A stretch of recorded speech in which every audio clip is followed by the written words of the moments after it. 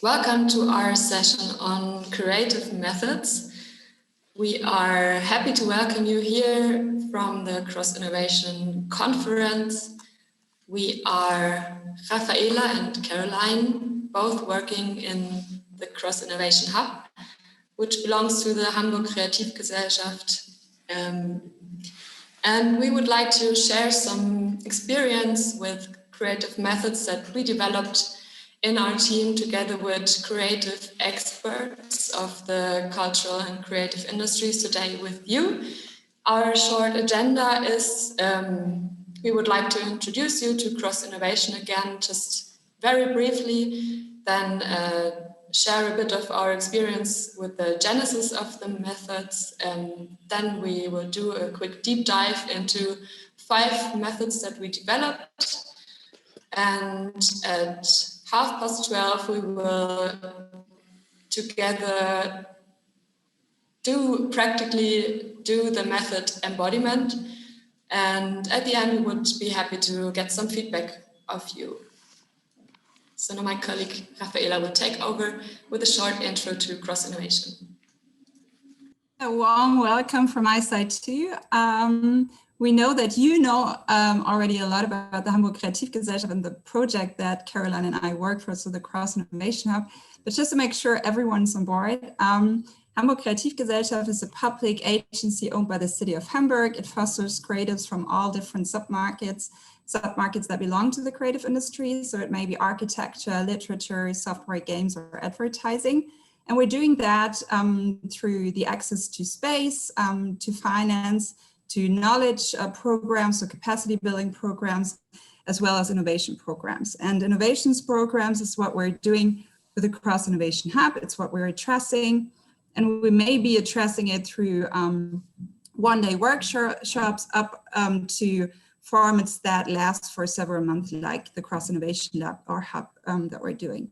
So where do we're not basing our definition, just said it differently, we're not basing our definition of innovation on a technological base, but do have a smoother innovation definition that involves process innovation, service innovation, product innovation, and business model innovation. Premise is always that we're doing open innovation formats with the creative industries.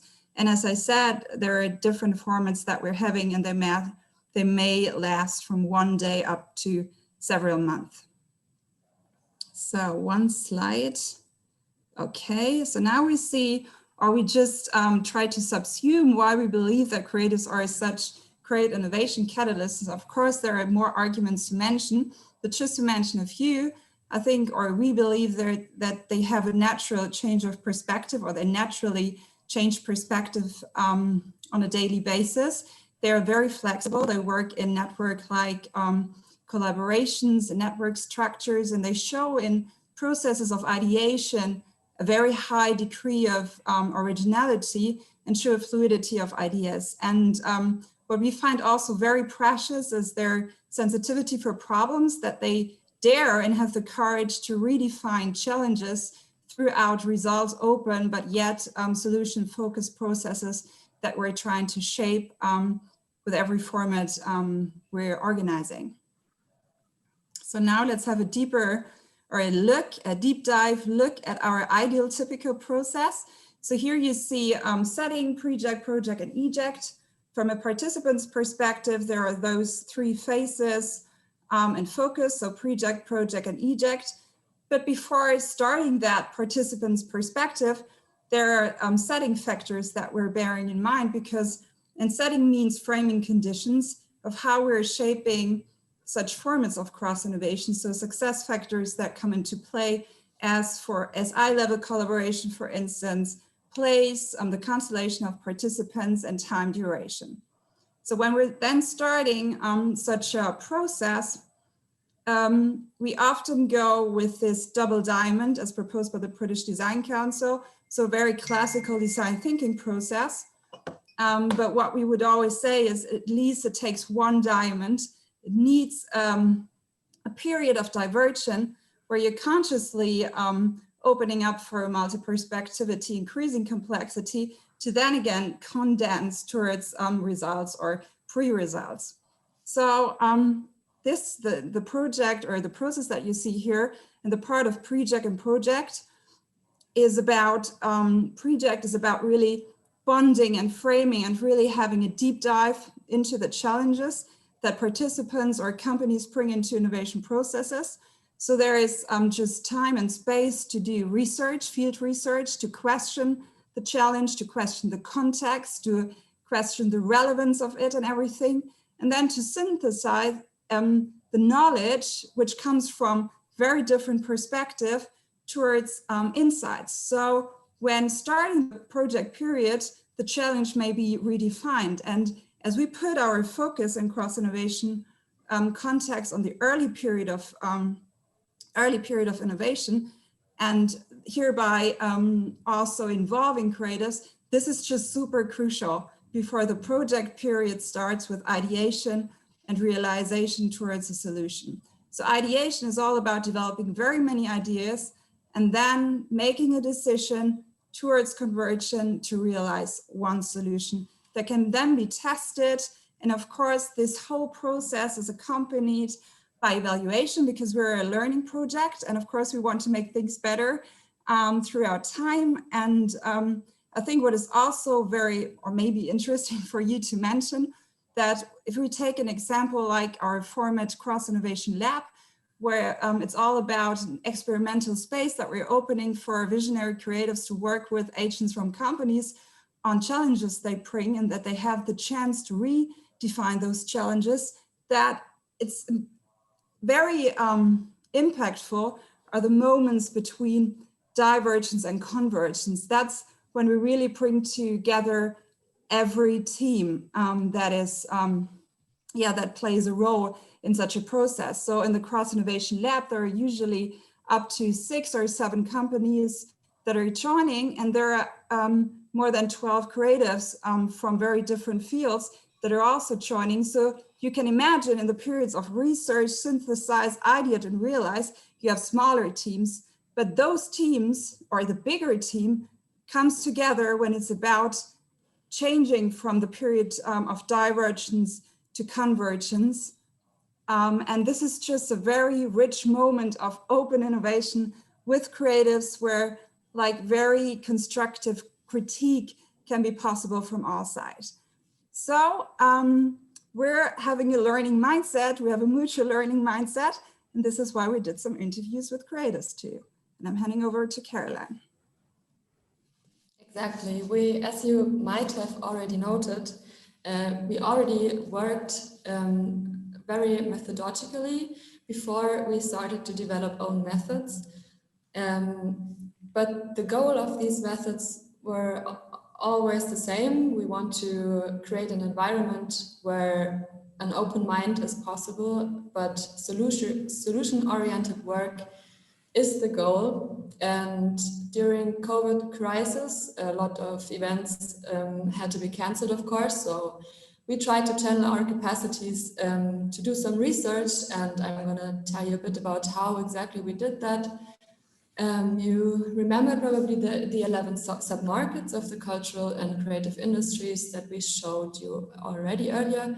And during a period of 6 months, we interviewed over 20 creative visionaries from all these sub-markets.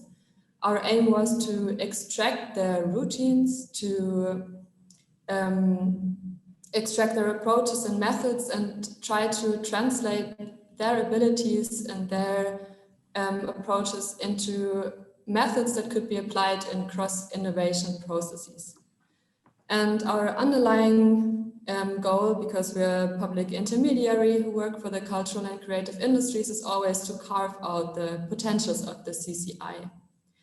So the process was to first develop a questionnaire with which we could interview the experts, then to choose experts from all 11 submarkets, to do the interviews, then analyze these interviews. Sometimes we could extract pretty directly from the interviews which methods could be applied in cross-innovation processes, but in many cases we had to translate the content into methods that could be applicable more generally. And yes, the final stage was to test and adjust the methods. Here you can see some of our experts. On the upper left side, you see Bettina, who is a writer and specialist in storytelling, in brand development or idea development. In the middle, you can see Ulrike, which is a trained architecture and who works in design and speculative design.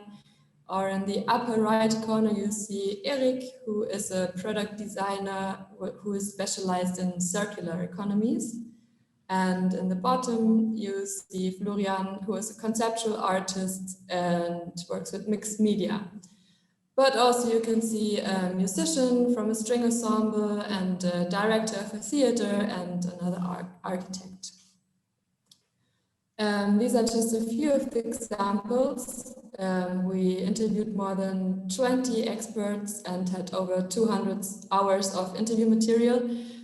And general insights and impulses from all these interviews were many, but these are three of the most important ones. And the first is that creatives often work with physicality and resonance. You can, for example, imagine a musician who is performing a concert and not now currently, but normally gains a pretty direct resonance from the audience. And there's always this interplay, and physicality plays a huge role in that. And then as a base, these experiences of resonance are a basis for the work afterwards then. And we talked a lot about routine and inspiration. Routine on the one hand can be pretty helpful. For instance, if the creatives interrupt their daily work with short walks outside, for instance, but routine also, creatives very often try to disrupt routines in order to gain a perspective on something new that they don't encounter in their everyday lives. And inspiration is closely connected to routines or breaking routines, and can be gained from all kinds of fields. And we try to apply or to implement that in our methods as well. And one underlying and very, very important result was that we already knew, but were reinforced to include in our work even more, is the approach with an open mindset, to work open-ended, but also solution-oriented. And this is what we try to achieve with our creative methods. So now Raffaela will start with the first creative method, which is called embodiment, and you can see that on the bottom left side, this small graph. Yeah, and as you see, those are the 5 methods that we're going to present you, and we'll start with a period of research Preject to then follow up through the different phases of Preject and Project. So embodiment, yeah, so this is like our key visual. I think it's just beautiful, but not just slipping back. Yeah, embodiment, there we go. So it's very much about body language, like really embodying key figures, trying to emphasize deeply with your target crews when transferring this to the cross-innovation context, which is slipping, we'll see it, right? Okay, so it has its origin in the performing arts. So, I mean, as you can imagine, or as you all know, when thinking about actors who work for theaters or for films, they play figures as well. So before they actually play those roles, they usually, or they need to find out what the needs and emotions and motivations of the protagonist or of the role that they're playing is all about. So to deeply identify with it in order to be able to play it as authentically as possible. And this method is all about this kind of body knowledge to go beyond just cognitive understanding, but to actually really walk with active empathy in one's shoes, in the shoes of protagonists that you want to find out more about. So yes, it's originating in the performing arts, and it's very much about gaining a maximum understanding of a fictional person as early as possible in a creative process. So how is this applied to cross-innovation? This method is about gaining deep insights into the behavior of a target group, of a future target group maybe. So it's instead of trying to analyze user perspectives from the outside only, you will, as I said, just walk in the shoes and to really get a to gain a complex understanding of blind spots, challenges, and potentials. So how can we, or what would be the setting? The setting would be that you have a kickoff with your team, and you would have some personae, or you've already done some user research before, so you have some personae or maybe empathy maps where you're also already trying to develop empathy for protagonists.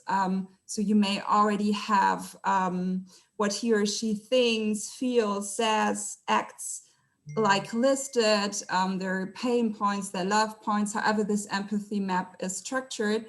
But then it takes user research to a further level, because you're sharing that in a workshop with each other.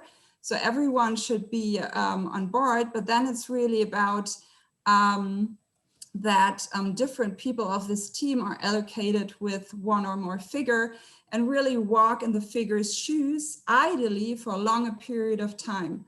So to really experience how they make use of products, how they perceive services, what they actually identify with. So it's really, it's really about being that figure. So there is a period of individual research that every team member is then undergoing, and they're interacting with everything that this figure would be surrounded with also. It's important for that period of individual research that everything is documented, or that you document what you feel, want, and need as the person, as the protagonist you're embodying. And then there comes the time when the whole team meets again, ideally, as I said, after a longer period of time and not so abruptly. And then it's about really sharing what you experienced, cluster common issues, and discuss possible solutions, so that you can really enrich personae, that you can really enrich empathy maps. And then you can just enrich user research because you have a higher identification with the target group that you bear in mind for products, processes, or services in the cross-innovation context. And volunteers, and we think that this would be also very much enriching, that when you meet again as team members, that maybe volunteers also dare to play their figures. So there are certain scenarios given where figures can interact with each other, because we believe that in this potential, or that in this interaction with the body language then that is being shown, and with this high degree of identification, user research can also, from such kind of enactment, be also further enriched. So then, yeah, it's really all about gaining a deeper understanding. So what is kind of the guiding question throughout this user research and throughout this deep emphasizing with your target group? It's probably, or goes into that direction of what do I observe, feel, miss, want when I really dive deeper into the people that I bear in mind when I develop something like a product, redefine or reshape a process, or work towards a service. What are also the narratives that should accompany what you're about to develop? Yeah, that's pretty much what embodiment is all about. And now we're diving deeper into the next method. I will continue with the core, and a bit more briefly, because we don't have so much time left for the methods in order to be able to practically apply one of our methods, the just explained one, embodiment. So when you're in the process and you did your user research and the result of, for example, the method embodiment is just a huge amount of information, of deep insights into your target groups, etc., then you have to come to this synthesizing moment where you transform the divergence into convergence again, and this is how, where you can use the core, for instance. Yes, here we are. The origin of the core, just let me, sorry, it's difficult to share slides and have your notes with you at the same time. Okay, now I'm ready. The origin of the core stems from advertising and design. And in those two sub-markets, a big challenge is to find distinct ideas that lie at the core of a product, a process, or a service. And in order to find these distinct ideas that can, for instance, serve as for the creation of brands, or to distinguish yourself from your competition. So it's a huge selling point as well. But this is a process of repetitive inquiry, and we try to extract that from mentioned advertising and design markets. And the application is quite easy in other branches of economies, or if you want to develop a new prototype for a product, process, or a service. And the procedure would be that you have this previous user research available, and you have a team workshop with your interdisciplinary team who works on this new prototype, and you divide your team members into tandems, so always partner 2 team members together, and one of them will be an interviewer and the other an interviewee. And they will move towards this core by interviewing each other. So you can imagine that as a kind of snail shell. You're moving towards the core from the outside in. And basically the idea is that you set a certain time frame depending on the complexity of your user research or the material you have at hand. And the interviewer will ask investigative questions, whereas the interviewee answers spontaneously and intuitively over this time period. For instance, 20, 30 minutes, can be also longer. You can repeat that also if you wish. And at the end, there is a review of results, and the goal is to formulate the core as a catchphrase, which can be used by everyone who will be involved with the development of this prototype or product, service, or process.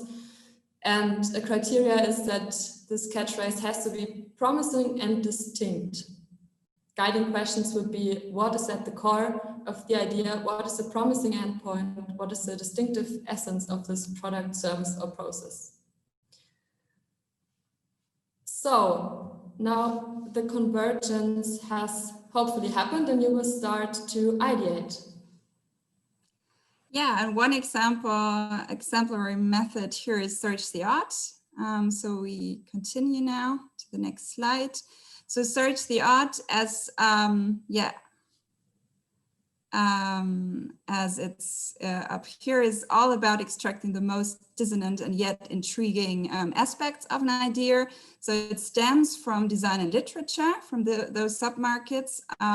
And it's all about really searching the contradictory, odd, grotesque, or obsolete, because we believe it can lead to new forms of aesthetic expression and content. So it's like an explorative approach to find the exciting and the unseen. So how can it be applied? So transferred to cross-innovation context, it may be a useful tool to highlight the interesting aspects of existing ideas, of ideas that come up during ideation, and can lead to a potential USP or to better USP.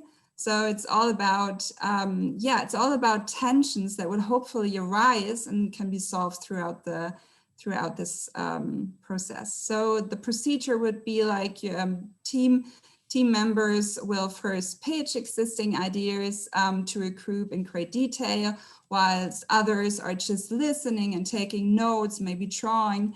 And then the guiding questions are which part of the pitch create tension, what's dissonant and yet intriguing. So then it's all about distorting. So all team members' task will be to distort the presented dissonant ideas based on what on the notes they're drawing, whatever they did to keep it in mind. And possible approach towards this could be amplification, exaggeration, differentiation. So it's all about following ridiculousness and contradiction, documenting the odd parts of ideas via text or drawings, but also highlighting their potential. Then it's about grinding. So in the second round, the distorted ideas are being presented to each other. So the team then selects the promising ideas and discusses like how the grotesque parts, the odd parts can be further removed while sticking to the interesting part. And so to uncover, and that's the target of it all, to uncover the distinctive new and to add value to what has already been given. So in a 5-minute step, it may be interesting to formulate or reformulate the USP for a new prototype in 1 sentence. Yeah, that's what it's pretty much about. So we can continue with conducted ideation. Exactly. And conducted ideation is also, as the title mentions, part of the ideation phase. And the basis is that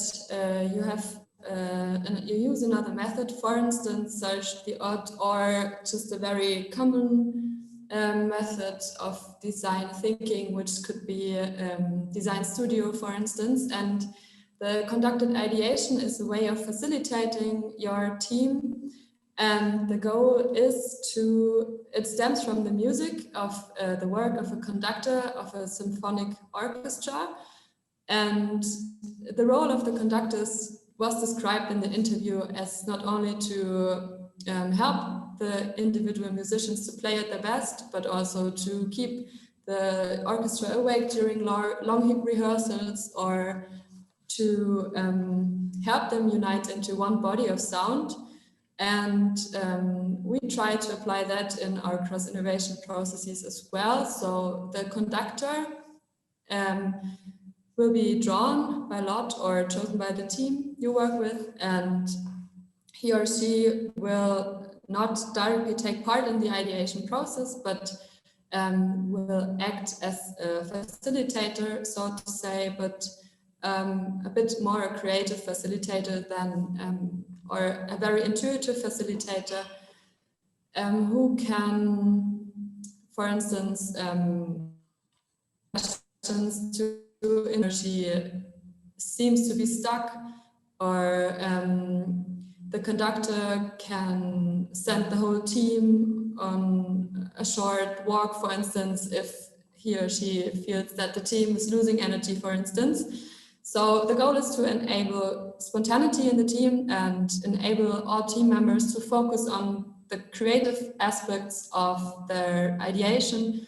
And yeah, exactly. So this is the ideation parts. Now we're coming to our last part of the double diamond, in the Preject phase. Yeah, with a method of vertical slice. Yeah, we'll shortly see let's see the slide soon. So it's the vertical slice is all about fully developing and testing one part of a final solution, may it be a process, product, or service. Yeah, and this is like very interesting when you put it in contrast to the counter concept of a minimal viable product.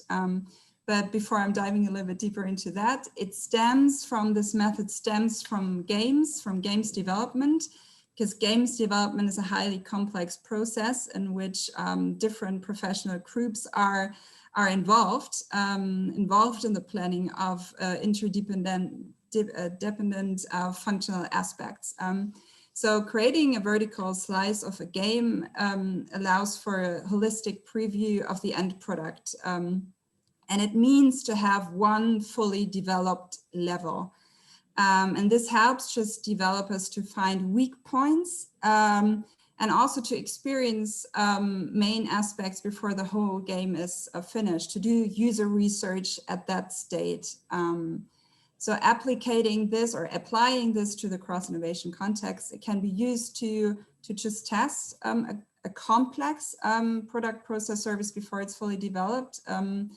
And what differentiates it from the minimal viable product concept is that it's not only basic functions that this slice is equipped with. So the idea of the vertical slice is that a finished part actually generates more associative power for a final solution than several immature parts or many vague ideas. So a vertical slice pretty much allows for insightful user testing at an early stage of a development that is complex. So how would the procedure look like? Well, very much the key challenge is to actually find that slice, that reflects the whole.